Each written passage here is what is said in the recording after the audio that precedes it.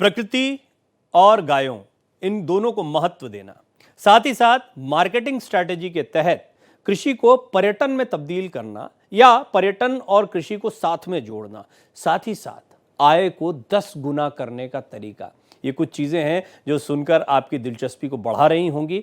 आज जिन किसान से हम आपकी मुलाकात करवाएंगे, उन्होंने ये सब कुछ करके दिखाया। कैसे किया और आप कैसे अपनी खेती किसानी को बेहतर कर सकते हैं, कृषि एक्सप्रेस में आज जानेंगे। राजस्थान के सीकर जिले में कटराथल गांव के कान सिंह निर्वाण साहब की आज हम बात कर रहे हैं। पूरे देश में उनका नाम अब काफी चर्चित है, जाना पहचाना है। प्राकृतिक जीवन पद्धति को अपनाकर कान सिंह विलेज टूरिज्म के लिए रोल मॉडल बन गए हैं। प्रकृति, भूमि और गाय को आधार बनाने वाले कान सिंह की सोच एक ऐसी लकीर खींचने की थी जिसका आने वाली पीढ़ियां अनुसरण करें। यह काम अपनी जड़ों से जुड़कर ही हो सकता है। उनका मानना है कि अपनी जड़ों को छोड़ देने पर इंसान कुछ खास सार्थक काम नहीं कर पाता है। अगले आधे घंटे तक कान सिंह निर्वाण हमारे साथ होंगे, लेकिन उससे पहले विलेज टूरिज्म का जो मॉडल है उस पर यह रिपोर्ट देखिए। चाहे खाने पीने की बात हो या रहने के तरीकों की बात हो, किस तरीके से वो कर रहे हैं, देखिए इस रिपोर्ट में।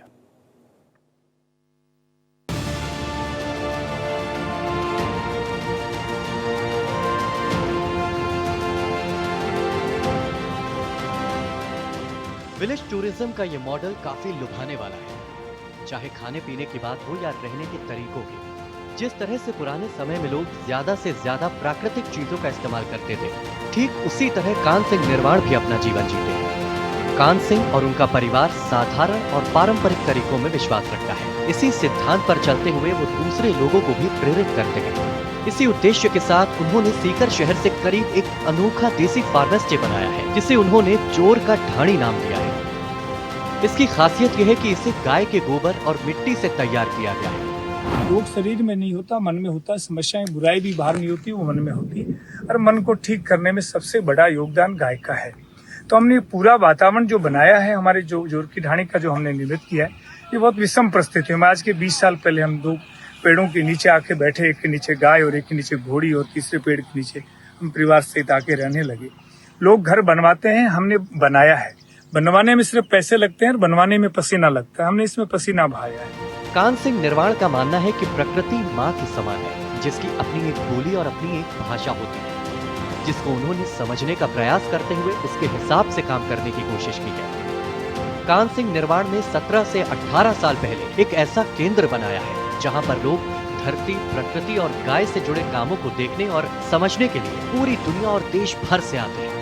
कान सिंह जी का सिर्फ प्रकृति के प्रति ही लगाव नहीं है, बल्कि उनका पशु प्रेम भी जग जाहिर है। जोर की ढाणी के परिसर में ही अपने गौशाला में गाय और घोड़े भी पाल रखे हैं।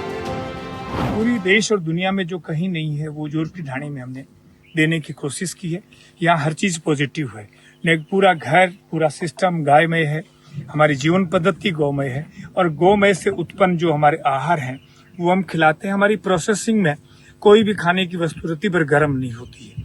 मेरा ये मानना है कि पॉजिटिव वातावरण और शुद्ध खान पान ही मनुष्य के लिए कल्याणकारी है।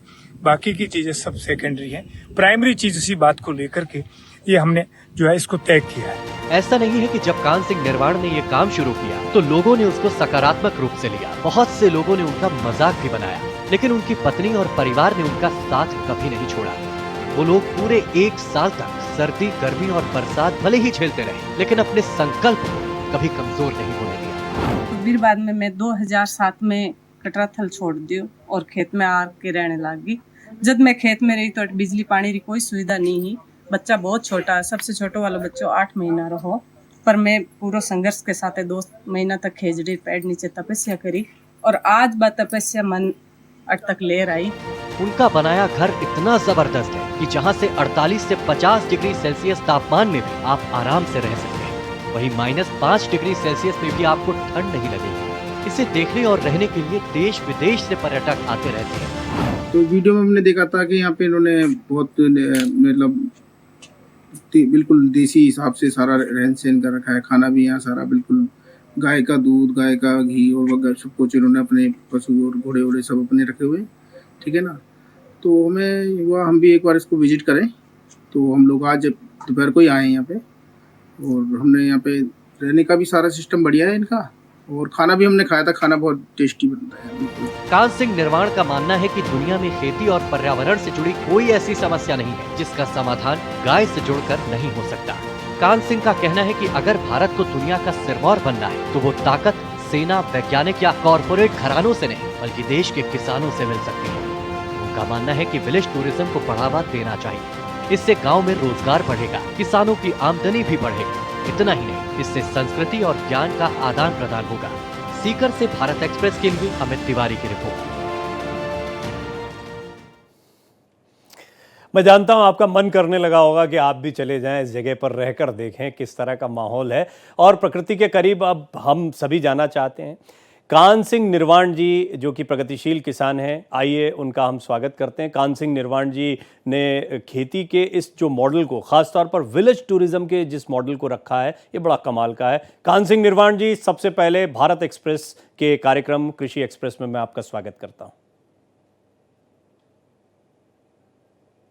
चैनल का बहुत आभार और मैं कान सिंह साहब के और आप सबका हृदय से आभार व्यक्त करता हूँ कि एक जंगल में रहने वाले किसान की आवाज को अपने देश और दुनिया में पहुंचाने का एक भागीदारी प्रयास किया है, तो उसके लिए मैं आपको बहुत बहुत साधुवाद देता हूँ। अब सबसे पहला जो सवाल है वो यही है कि 10 गुना आय को कैसे किया जा सकता है, क्योंकि मैंने दर्शकों को बताया कि आज आपको बताएंगे 10 गुना कैसे कर सकते हैं। इस सिस्टम के बारे में आपको बताना चाहता हूँ कि ये जो ज्योति ढाणी हमने बनाई है वो केवल कोई देखने की या कोई भव्यता की सुंदरता का आइटम नहीं बनाया है जी। ये पूरे देश और दुनिया में जो कहीं नहीं है वो मैंने वहां स्थापित किया है। मेरा व्यक्तिगत रूप से ऐसा मानना है कि बीमारी जो होती है, डिजीज जिसको अंग्रेजी में कहते हैं, वो शरीर में होती ही नहीं है और दुनिया भर के लोग उस इलाज शरीर का करते हैं, इसलिए व्याधि मुक्त कभी आदमी होता ही नहीं है। व्याधि रोग जो होता है, डिजीज जो होती है, वो आदमी के मन में होती है और मन को कैसे ठीक किया जाए इसमें मैंने पूरा सोच दिया है। दुनिया में समस्याएं, बुराई कहीं बाहर नहीं होती है, दिखती है। ये सब चीजें जो है वो आदमी के मन में बैठी है। रैदास जैसे आप उसको कहना पड़ा कि मन चंगा तो कठौती में गंगा जी। यदि आपका मन ठीक है तो पूरी सृष्टि और दुनिया सब कुछ ठीक है। और मन को कैसे ठीक किया जाए इसके लिए मैंने काफी अध्ययन किया, शास्त्रों का अध्ययन किया, इतिहास का अध्ययन किया, तो पता लगा कि हमारे मनीषी, हमारे दार्शनिक, हमारे ऋषियों ने ये कहा है कि आप जो है मन को ठीक करने के लिए स्वाध्याय, योग करें, साधना करें, शास्त्र अध्ययन, लेकिन ये भी कैसे करें, उस पर मैं निष्कर्ष पे पहुंचा। अध्ययन से मुझे पता लगा कि ये दो चीजें पहले जरूरी है।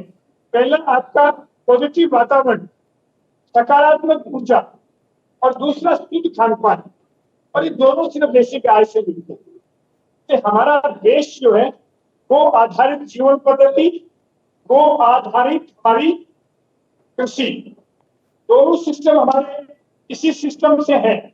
तो ये सब बातें जो है हमने चालू की जी। और आज मैं निष्कर्ष पे पहुंचा हूं कि इन सब चीजों को ठीक करने के लिए, मन को ठीक करने की पूरी प्रयोगशाला हमने ज्योति ढाणी में बनाई है। आज इस देश का दुर्भाग्य उस दिन शुरू होगा लगूंगा जिस दिन लोगों ने जूते, चप्पल, जो भी जूते पहनने शुरू किए या कपड़े पहनने शुरू किए या खाने की वस्तु लाए, वो सब की सब सुंदरता से लाने लगे, जबकि इस देश की परंपराओं में ये जो चीजें जो होती थी वो गुणवत्ता से आती थी। तो ये गुणवत्ता से कैसे आए इसका एक मॉडल खड़ा किया है। दूसरा मेरा ये मानना है कि आप सुनावा भूल सकते हो, पढ़ावा भूल सकते हो, लेकिन देखावा नहीं भूल सकते।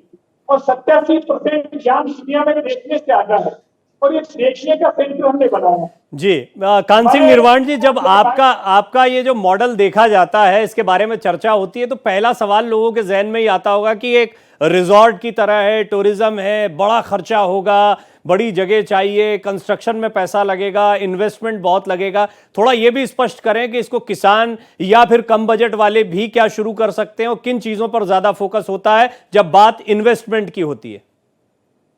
बहुत सुंदर बात कही है।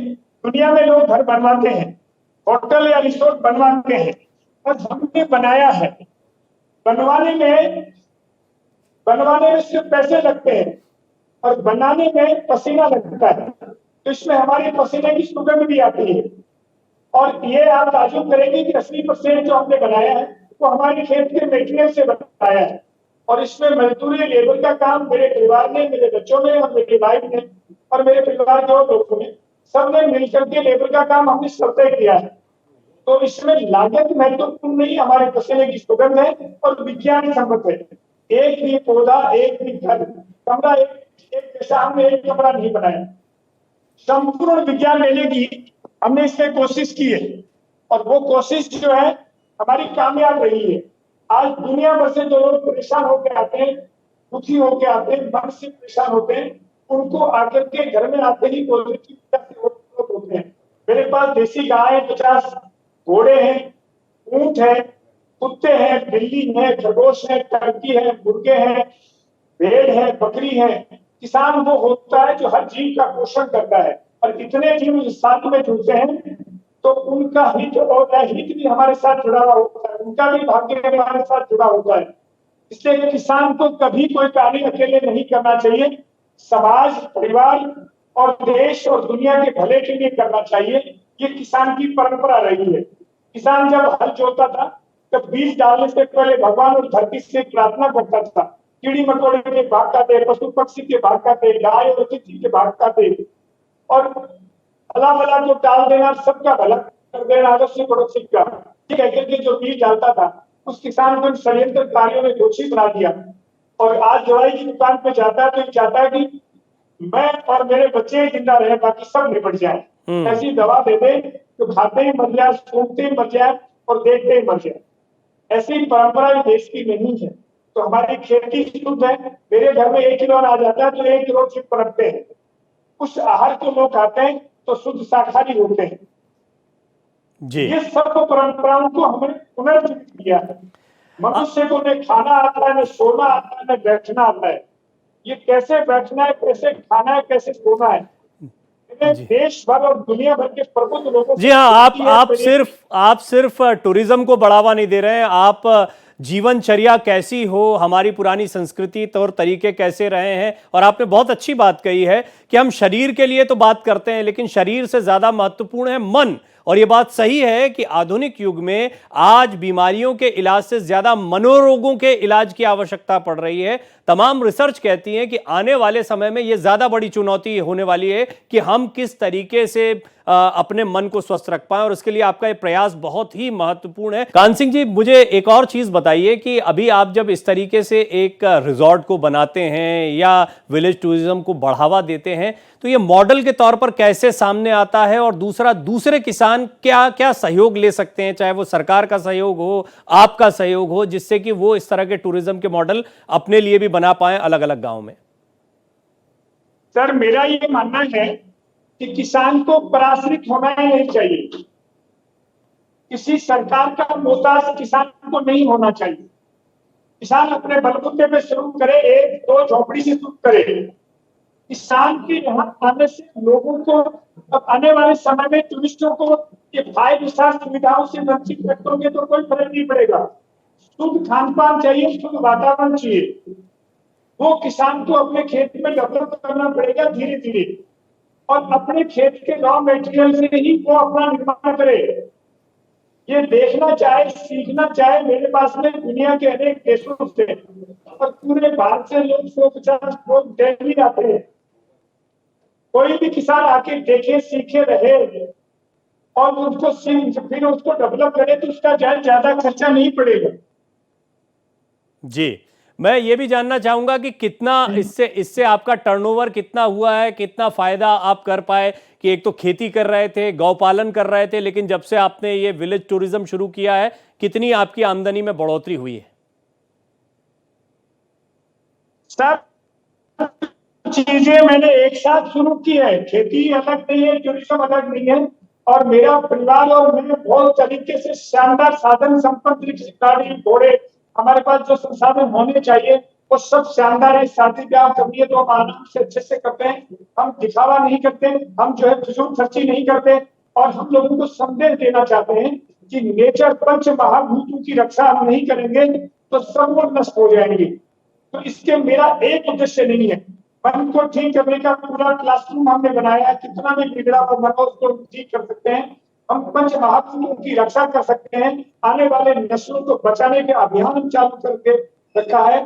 तो बहुत सारे हर जीव का पालन पोषण करें, प्रवृत्त करें, धरती के हर जीव। एग्रीकल्चर का अर्थ होता है ऐसा कल्चर जिससे हर कोई सहमत हो, हर जीव संतुष्ट हो। कल्चर का मतलब रीति रिवाज, एग्री का मतलब सहमत। तो हमने पूरा एग्रीकल्चर को वहां परिभाषित किया है और सब बातों को साकार किया है। ये मेरा बहुत क्लियर मानना है। किसान जो होता है जो सब जीव का पोषण करे, इसका मॉडल हमने एक मॉडल नहीं दिया, केवल टूरिज्म का नहीं दिया। खेती, एक गाय से 30 बीघा जमीन में बम्पर फसल कैसे ले सकते हैं, बिना पानी के पौधे कैसे तैयार कर सकते हैं। मैं बात के प्रधानमंत्री से लेकर के और कई राज्य सरकारों की कृषि सलाहकार कमेटी का मेंबर रहा हूँ। बेबाकी से बोलता हूँ, बेबाकी से मेरी बात रखता हूँ। मुझे कोई किसी तरह का जी, मैं ये भी जानना चाहूंगा आपसे कान सिंह जी, मैं आपसे ये चलते चलते जरूर जानना चाहूंगा कि कितने लोग आपके इस मॉडल को एडॉप्ट कर पाए हैं। अभी जो किसान आपको सुन रहे हो, ऐसा कुछ करना चाहते हैं, उनको शुरुआती कदम क्या उठाना चाहिए? सर, मेरे खेती के सिस्टम को तो देश में हजारों लाखों लोग मेरे मोबाइल में कहते हैं और मेरी गोपालन में 1.25 लाख से ज्यादा गाय पूरे देशभर में लोगों के घरों में बंधाई है। घोड़े भी लोगों को पालना सिखाया है। लेकिन टूरिज्म का जो मेरा मॉडल है, ऐसा मॉडल देश और दुनिया में किसी के पास नहीं है। इसके लिए पूरे परिवार का समर्थन चाहिए, सब लोगों का सहमति चाहिए और सब समर्पित होकर भी इस काम को करें तो मेरे वाला निश्चित चल सकता है। अकेले आदमी पैसे के बलबूते पे या अकेला कोई आदमी मेरे वाले सिस्टम को जिंदगी में कभी एक्सेप्ट नहीं कर सकता, मैं इसको चला सकता। तो साथ ही साथ में ये भी अवश्य बताएं कितने कमरे आपने अभी बना रखे हैं और क्या इसको एक्सपैंड करने का या इस तरीके के आसपास भी विलेज टूरिज्म को बढ़ावा देने के लिए इस तरीके के और मॉडल बनाने की भी आपकी कोई योजना है? सर, अभी मेरा तो बनाने के लिए, जो बनाना चाहे मैं उनको सहयोग करने को तैयार हूं, मुझे कोई ईर्ष्या नहीं है। और मेरे पास में अभी 22-23 कमरे हैं। 1200 रुपए से लेकर के 8-10 हजार रुपए तक के पर डे का रूम के चार्ज वाले कमरे भी मेरे पास हैं। और मैंने आधुनिक और पुरातन दोनों का समन्वय दिया है। मैं केवल पुरातन पे नहीं रहा हूँ, क्योंकि युग के साथ नहीं चलोगे तो लोग आपसे जुड़ेंगे नहीं। तो पुरातन और आधुनिक दोनों का समन्वय करके और फिर हमने इसकी एक नई शुरुआत की है। तो लोग आकर के उनको बहुत अच्छा लगता है और एक बार आने के बाद अनेक बार आते हैं। सबसे बड़ी जो बात है मेरे लिए, मेरी गौरव की बात है कि एक बार तो कोई भी आ जाता है, लेकिन अनेक बार आता ही है। तो मेरे पास लोग अनेक बार, जिसने एक बार अनुभव लिया फिर वो दोबारा आपके यहाँ पर आना चाहता है। ये एक चलते चलते मुझे गौ आधारित खेती पर और उससे कितना प्रोडक्शन आप बढ़ा पाए, इस पर भी थोड़ी सी जानकारी दें। सर, मैंने सबसे पहले तो कहा ना कि गौ आधारित खेती हमारे जीवन का आधार है। वो पूरी की पूरी जो है हमारी जो सूक्ष्म जीवों की हत्या नहीं करके सब जीवों का पोषण करने वाली पद्धति है, शुद्ध शाकाहारी पद्धति है। और इसके अलावा किसान कभी दोषी और पापी नहीं हो सकता। किसान को धर्मात्मा बनाने का अभियान है प्राकृतिक गौ आधारित खेती, जिसको हमारे 2 सिस्टम है। एक तो कनेरी मठ का नाम सुना होगा, कनेरी मठ के महापुरुष इस पे बहुत बड़ा काम कर रहे हैं। दूसरा आदरणीय सुभाष जी पालेकर। इन दोनों पद्धतियों को मैंने इसमें कुछ और जोड़ के मेरे प्रयोग जोड़ करके और इन पद्धतियों को मैंने आगे बढ़ाया है और सिस्टम को जो है मैंने यहाँ चालू किया।